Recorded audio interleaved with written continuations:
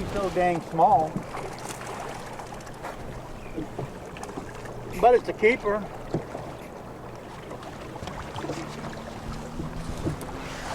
It's a keeper.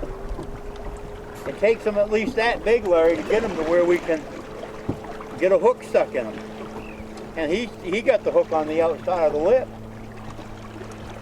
We're getting quite a few fish in there, though.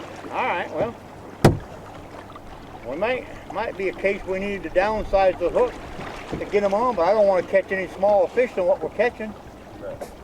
That's all it's going to do by using a small hook. Good live bait. It's what you need to have to catch a good lively fish. That cartilage is hard to get that hook through there at first, but that'll hold him on there good, and you just embed that hook just like that, and that's what you got. That's what it looks like. That's what it looks like when, come on, hold still, when you're done. Okay, and that fish will come up and you'll grab that and get them hooks in his mouth. That's what's supposed to happen. Here's a good one, guys. Big bluefish, big bluefish.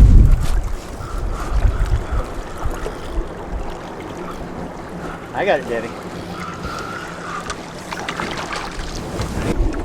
Now these here are a nice size bluefish.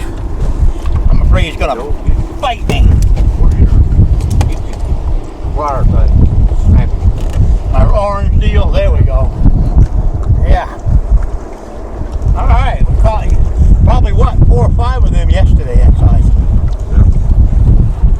We're slowly getting. All right, guys, I want to take just a break from the show and show you the kind of rig and the equipment we were using on this particular show. I wanted to try to do this out in the boat, but with the wave action and the small boat and everything, I just couldn't get the right setup, so I decided to wait till I got on dry land. But this is basically the rod that we're using right here. Now, this is a Quantum reel. Okay, it's one of Quantum's bigger reels. It's the Optics 80, and I have it spooled with 60-pound test cigar line. Now, the reason for that being is because where we're fishing there's a lot of rocks and a lot of structure and stuff around the jetties, but most of all your ocean fish are toothy guys, okay, and they'll cut line in a heartbeat. So I really think, you know, if you're going to catch a lot of fish like that in the salt water, braided line or a good thick monofilament is the way to go. Even though we weren't, you know, fishing out in the blue water for the larger fish, that don't mean we couldn't catch a real good large fish where we were. As a matter of fact, we had to hook up on several fish that we just couldn't hold on. Now, this is an Eagle Claw heavy action rod, okay? Is a little bit too much rod for the particular conditions we were fishing in? I don't think so, because should we have got a 30-40 pound fish, would have been able to hold him and control him really good with this rod. It's important to remember, saltwater fish, unlike freshwater fish, are so much more powerful. And you need to have the right equipment to control them, because you get a light action rod and you get a big fish on it, or even a medium action rod and you get a big fish on it, you're going to have trouble controlling that fish. Trust me, I know, because I've been there and done it, and not had the proper equipment and gone out undergunned, so to speak, with the wrong type equipment and been able to catch fish, but it was a whole lot harder to do. Now, I want to show you the rig that we use. This is kind of like my own rig that I figured out myself over several years of fishing. All right, we start out with our weight, and this right here is a 3.5 ounce barrel sinker. Okay, we're casting out behind the boat, so, and because of that, we didn't need to use a flat sinker. We just wanted these to get out and to go right down and lay on the bottom. Then we come up and we tie on a 60-pound test swivel. And after we tie that swivel on there, we come out with 18 inches roughly of leader. That can be your own discretion. And then we have another swivel. And the reason that I have two swivels on there is because when we're using the mullet, is what we were using for bait, and mid-Hayden, what happens is the way we rig them, and in the current there's a lot of twists, and a lot of the fish is constantly spinning round and round, which helps attract the other fish. But by doing that, it can cause a lot of line twist, and we're trying to stay away from that. Okay, from there I have some pre-tied rigs that I made, and I'll explain to you here in just a little bit why I made these rigs like this. But this here is actually tied on the 60-pound test leader. All right, from our first swivel, our second swivel, it comes down here to about 16 inches of line, and I have my hook tied on right there, okay? I tie my first hook on, and then depending on the size bait I'm using, I will tie another hook on, which I call a snubber hook, a trailer hook, on the very back. And the reason I do that is because this hook right here is the hook I want on the back. Now, it doesn't have to be a treble hook. You can use just another one of these single hooks just like that if you wanted to. This length right here is going to depend on how big and how long the bait is you're using. But I'll take this end right here, and this will go through the eye socket or up through the lips on that first hook. And this will come out and go on the tail.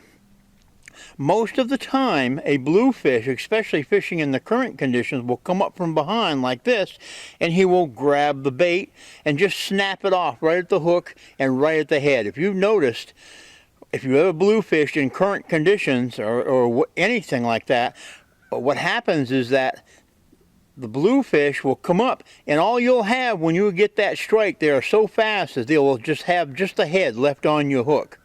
And they're notorious for that. And I got tired of doing that, so we tied on a snubber hook on the end right here. And if you look at that line, I don't know if the camera can show you that very well. If you look at that line, you can see where them teeth have frayed that line. That'll have to get changed next time I go out and fish for blues or anything like that. So you can see where that line has been frayed and damaged. Now, like I was saying, we were fishing probably about I'd say a 12, 15 knot outgoing tide. I'll fish, if I'm going to fish for blues, if I can get set up in a place where you've got the water pulling out into the ocean, I'll fish the outgoing tide and the incoming tide, especially about an hour or so after it's already started to move. Seems like that's when the fish are more active. Seems like that's when they come in and they try to get the bait, because you've got, with the outgoing tide, you've got all the bait that's leaving from all the rice fields and all the structure and every place they've been hiding during high tide. Well, now they're starting to move out, and these fish are moving in to take advantage of that. So, you know, after a year or so of doing this and getting bluefish and catching blues and losing them, because they've using that one hook, and they would every time just snap the bottom of the bait off. So I started threading the line through and coming out the tail with a threader and tying a hook on and doing that. And then the second year I made up these rigs here, and they're a lot easier to use. You don't have to use a threader and go through the fish. So that's just a good trick to use, especially for bluefish. You know, we caught a lot of reds and we caught a lot of black drum and things like that day. So that's just a really good technique for you to use, especially for these toothy critters. And if you're out there and you're getting a lot of bluefish hitting your bait and snapping it off, what you need to do is just tie you up a rig like that with two hooks on there, so that way you can go ahead and you can really put a stop to what they're doing. If you would like to see more shows and tips on multi-species hunting and fishing from Carolina Outdoor Adventures TV, be sure to like, subscribe, and comment below. And thanks for watching.